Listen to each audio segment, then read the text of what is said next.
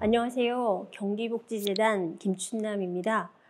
경기도 노인복지과에서 연구 과제로 경기도 선배시민 사업 활성화 방안 연구를 진행을 했습니다. 그래서 2024년 8월에 마무리했고요. 지금부터 약 15분 정도 핵심 내용을 중심으로 연구 내용을 소개하고자 합니다. 그리고 또 혹시 관심 있는 분들은 저희 경기복지재단 홈페이지에 방문하시면 발간물 코너에서 정책연구 보고서에서 풀 버전을 또 보실 수 있습니다. 오늘은 핵심적인 내용만 말씀을 드리도록 하겠습니다. 오늘 말씀드릴 내용은 연구 개요, 그리고 선배시민과 선배시민 사업에 대한 개념, 그리고 현황 분석한 내용, 그리고 마지막으로 활성화 방안에 대한 말씀을 드리도록 하겠습니다. 먼저 연구 개요에 들어가기 전에 배경인데요. 지금 이제 국가별로 2007년도에 출생한 경우라면 반수 이상이 기대 수명이 100이 넘는다라는 연구 결과가 나오고 있습니다. 2007년 출생했다고 하면 지금 중학생, 고등학생 정도일 텐데요. 그들은 인생 주기를 이미 100년으로 인생 플랜을 짜야 된다. 이제 이런 말씀을 드릴 수가 있습니다. 그러니까 이렇게 길어진 노년기, 생애의 긍정적인 경험을 지속할 수 있는 것이 중요하다라는 것에 저희들이 집중을 하고 있습니다. 그래서 이런 노년기의 시간을 어떻게 보낼 것인가에 대한 문제를 개인, 사회, 국가적 전략이 요구되는 시기가 다가왔다라는 것이죠.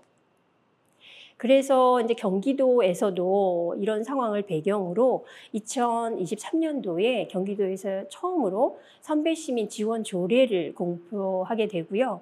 아울러서 경기도의회, 경기도에서 주관해서 경기도 정책 토론회에서도 이 선배시민이라는 이슈를 가지고 공유의 장을 개최하기도 했습니다.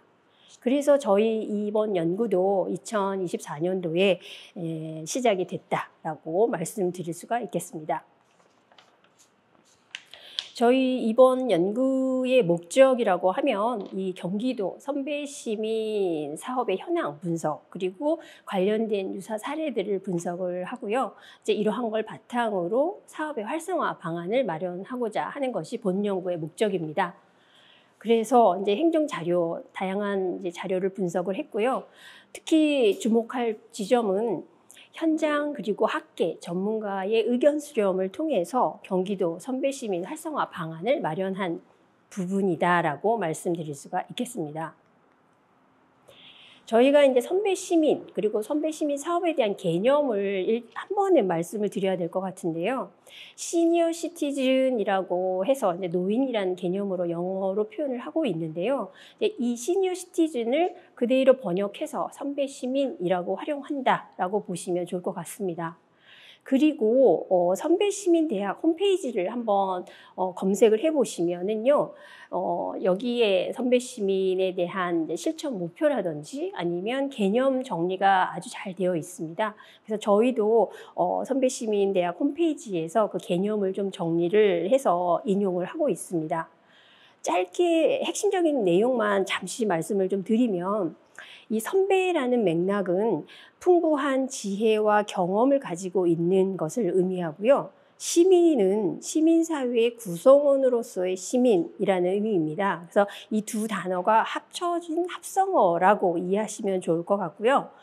지역 사회 발전을 위해서 적극 실천하고 또 시민 권리, 의무, 책임 이런 것들을 주도적으로 시민사회의 주체 세력으로 가는 이런 맥락에서 선배시민이라고 개념 정리를 하고 있습니다.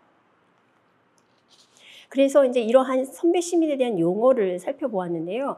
이제 이런 부분도 긍정적인 인식 그리고 부정적인 인식이 공존함을 저희가 이번 연구를 통해서 확인을 할 수 있었습니다. 그래서 저희들이 이제 뒤에서 다시 한번 언급은 하면서 말씀을 드리겠지만 이 선배에 대한 용어 인식에 대한 개선, 노력 이런 것도 필요하다. 이제 이런 말씀을 추가적으로 드릴 수 있겠습니다.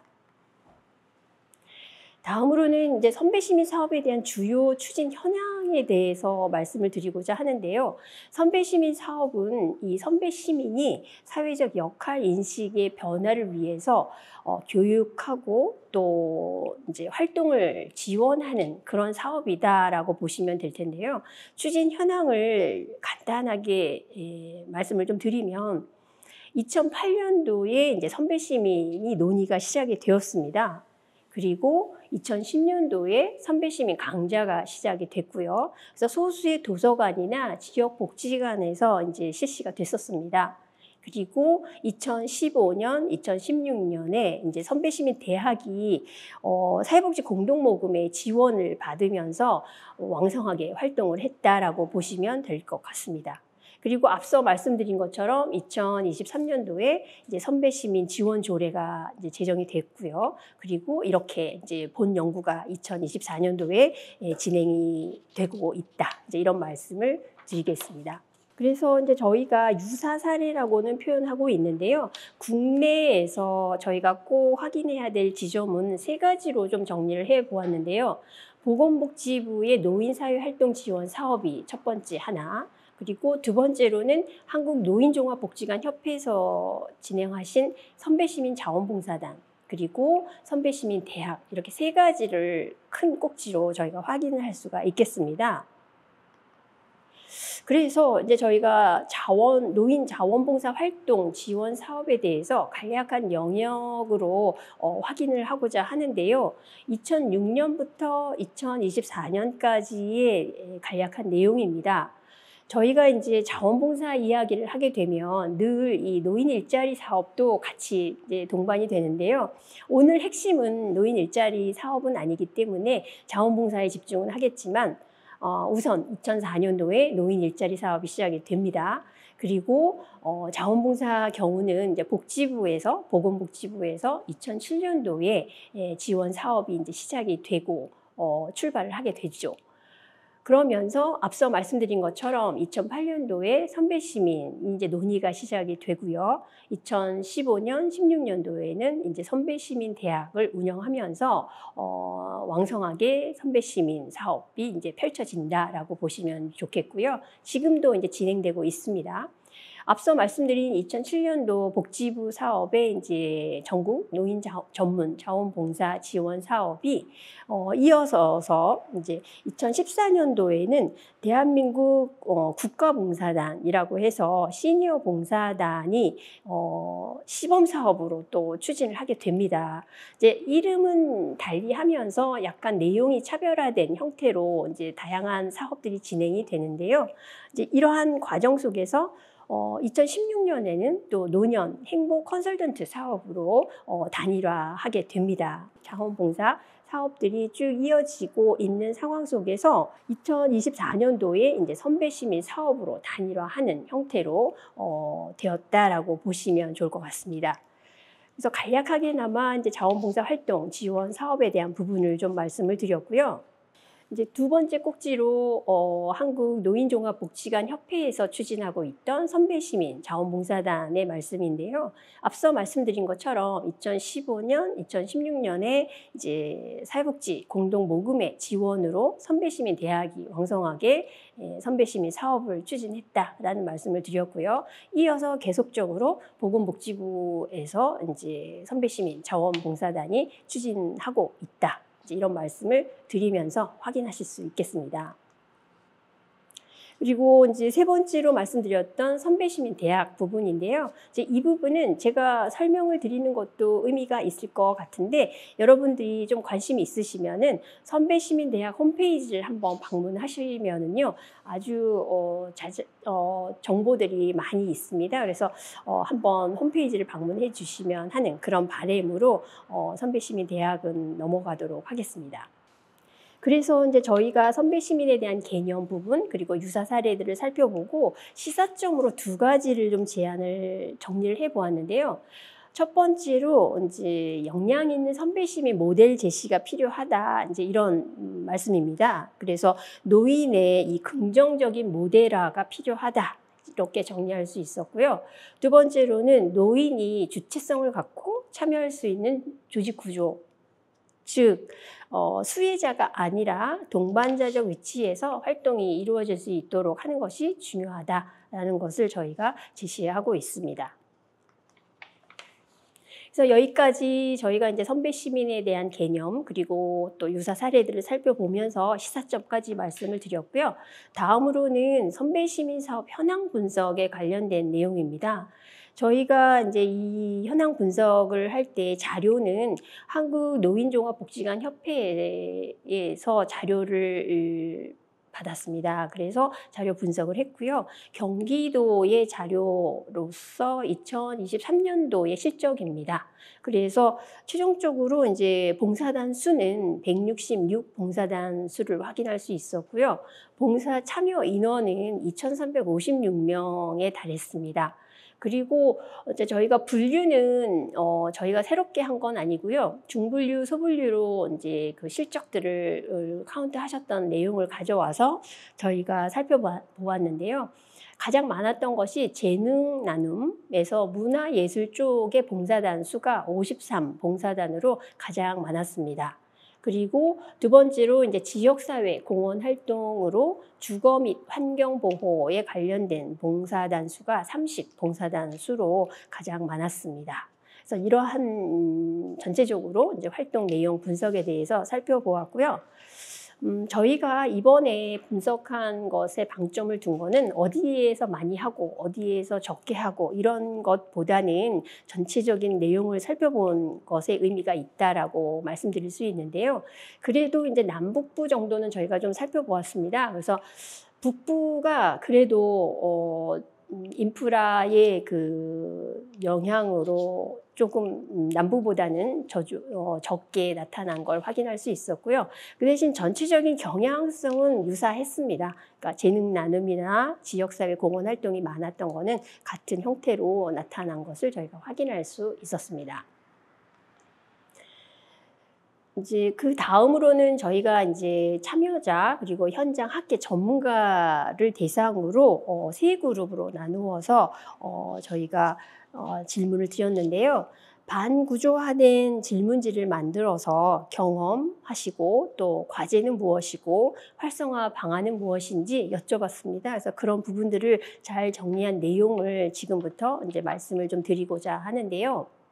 먼저 첫 번째 그룹으로 선배 시민 사업에 참여하셨던 분들 대상으로 저희가 내용 정리를 했는데요. 핵심적인 내용으로 말씀을 드리자고 하면 경제 활동이 끝난 이후에도 의미 있는 사회 활동을 추구하고 싶다. 아주 강력하게 피력을 하셨고요. 또 이 선배 시민으로 활동하시면서 너무나 잘하고 싶다. 뭐 부담, 뭐 이런 강박 이런 것들을 굉장히 경험하셨다. 이런 말씀들을 주셨습니다. 그리고 또 이러한 이제 자원봉사단이 이 선배 시민으로 이름을 변경해서 지금 활동하고 계신다. 이제 이런 인식들을 하고 계셨어요. 그리고 이제 과제는 어떤 것이 있을까? 이제 이런 지점에서 말씀을 주신 것으로는 앞서 말씀드린 것처럼 이 선배 시민에 대한 호칭 에 대해서 부정적인 인식 그리고 긍정적인 인식이 공존함을 저희가 확인할 수 있었는데요. 그래도 노인보다는 선배 시민으로 불러주는 것에 한 표 이렇게 말씀을 좀 주셨어요. 그래서 이제 그런 부분들도 저희가 이제 들으면서 확인할 수 있었던 지점이었습니다. 그리고 이제 활성화할 수 있는 방안으로 제시해 주셨던 것들은 정기적인 교육 프로그램들이 좀 운영이 됐으면 좋겠다 이런 말씀을 해주셨고 또 활동비도 좀 지원해 주면 더 좋겠다. 그리고 사례 공유, 홍보 이런 것들을 들어주셨습니다. 그리고 이제 다음으로는 현장 및 학계 전문가들의 의견인데요. 이제 핵심적인 내용으로는 이 참여자분들의 특성이 변화됐기 때문에 그러니까 학력도 높아졌고 또 경제 수준도 향상됐기 때문에 그러한 내용에 맞는 이제 사업 내용으로 구성을 해야 된다. 이런 말씀을 강조해 주셨고요. 또 고령 인구가 증가하기 때문에 이 노인에 대한 부정적인 이미지는 동반해서 이제 증가한다. 이제 이런 말씀들을 주시면서 이러한 것을 불식시키는 것으로서 선배 시민을 활용하는 것이 의미가 있겠다. 이제 이런 것을 많이 강조해 주셨습니다.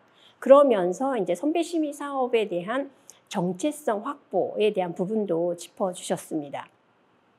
그래서 이런 정체성을 확보하는 데 있어서 뭐 자원봉사 그리고 평생교육 이런 거와 차별성을 강조하는 것보다는 그러니까 시민사회 운동으로 접근하는 것은 어떻겠느냐 뭐 이런 의견도 상당히 제안을 해주셨습니다.